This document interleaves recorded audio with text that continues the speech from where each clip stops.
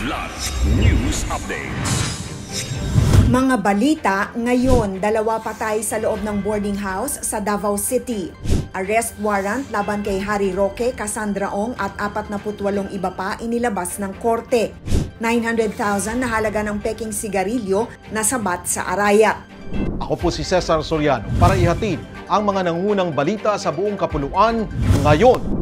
Patay ang isang babae at lalaki sa loob ng kwarto sa boarding house sa Del Pilar Street, Barangay R. Castillo, Agdao, Davao City, kamakalawa ng madaling araw. Kinilala ang babae bilang si Jelay, 23 to 30 years old, security guard sa isang BPO, residente ng Coronadal City.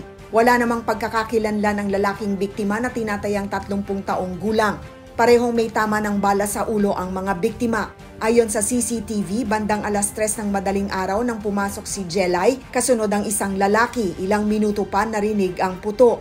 Narecover sa lugar ang baril, bala, 2 cellphone at motorsiklo. Inaalam pa ng mga otoridad ang motibo sa pagpatay. Naglabas na ng warrant of arrest laban kay dating presidential spokesperson Attorney Harry Roque, Cassandra Ong at 48 pang individual sa kasong qualified human trafficking. Sa inilabas na warrant of arrest ng Regional Trial Court Branch 118 sa Angeles, Pampanga nitong Huwebes, nakitaan si Roque ng probable cause without bail sa kanyang kaugnayan sa illegal pogo hub na Lucky South 99 sa Porac, Pampanga. Una nang inakusahan noon si Roque na tumutulong sa pagkuha ng operating license ng naturang scam hub, habang si Ong naman ang itinuturo bilang authorized representative ng Lucky South 99. Agad namang itinanggi ni Roque ang paratang laban sa kanya at sinabing hindi ito makatarungan at isasama niya pa raw ito sa kanyang asylum application sa the Netherlands. Tinawag pa ni Roque na isang political persecution ang ginagawa ng Administrasyong Marcos laban sa kanya dahil kaalyado siya ni dating Pangulong Rodrigo Duterte.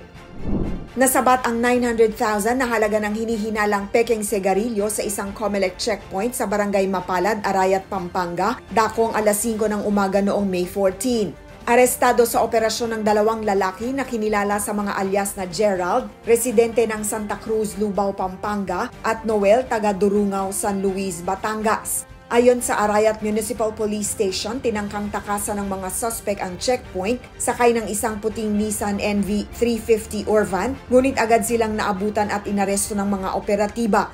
Narecover mula sa sasakyan ang 60 kahon ng sigarilyo na walang kaukulang dokumento at pinaniniwala ang peke. Ang mga suspect ay nahaharap sa kasong paglabag sa Republic Act 7394 o Consumer Act, Republic Act 8293 o Intellectual Property Code at RA 1937 o Tariff and Customs Code. Para sa Kidlat News Channel, ako si Rosalyn Sinchonko, nag-uulat. Ako po si Cesar Soriano. Palagi niyong kasama sa bawat pagputo ng balita.